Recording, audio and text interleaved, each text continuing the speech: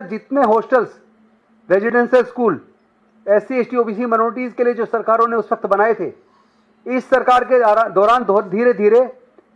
ऐसी बुरी हालत हो गई है कि लाइब्रेरी के अंदर पढ़ने की व्यवस्था नहीं है, किताबें नहीं है, इंटरनेट की सुविधा नहीं है,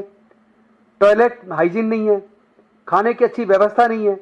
एक एक कमरे में 7-7 8-8 बच्चे रह रहे हैं और स्कॉलरशिप मिलती नहीं। फर्स्ट ईयर में एडमिशन बच्चा किसी तरह कर्ज लेके करता है, सोचता है स्कॉलरशिप मिलेगी तो चुका देंगे, और जब देखते हैं कि 2-2 साल स्कॉलरशिप नहीं आती या पोर्टल बंद हो गया और वो अप्लाई नहीं कर पाया, अब एक तरफ चिंता है कि पहले वाले पैसे का ब्याज कैसे चुकाएं और अगली चिंता है कि अगले साल की फीस कैसे जमा करें।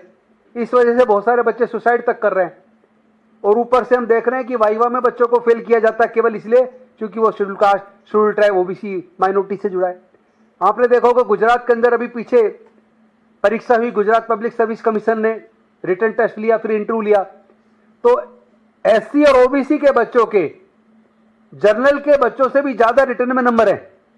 लेकिन इंटरव्यू में उन्हें 20 नंबर से 35 नंबर के बीच 100 में से दिए गए। लेकिन जो जनरल कैटेगरी के बच्चे जिनके रिटर्न में नंबर कम थे, उनको इंटरव्यू में 100 में से 80 से 90 नंबर के बीच नंबर दिए, यानी 50-60 नंबर एकदम से SC ST बच्चों के, OBC बच्चों के इंटरव्यू में कम कर दिए जाते हैं। तो वो फिर पब्लिक सर्विस कमीशन इतना पक्षपात कर रहा है। मुझे याद आता है, मैंने भी एक बार चिट्ठी UPSC के चेयरमैन को लिखी थी और मैंने उनसे कहा था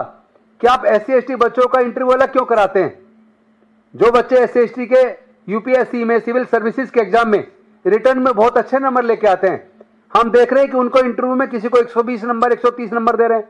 और जो उनसे भी कम नंबर लाने वाले हैं जनरल कैटेगरी के बच्चे,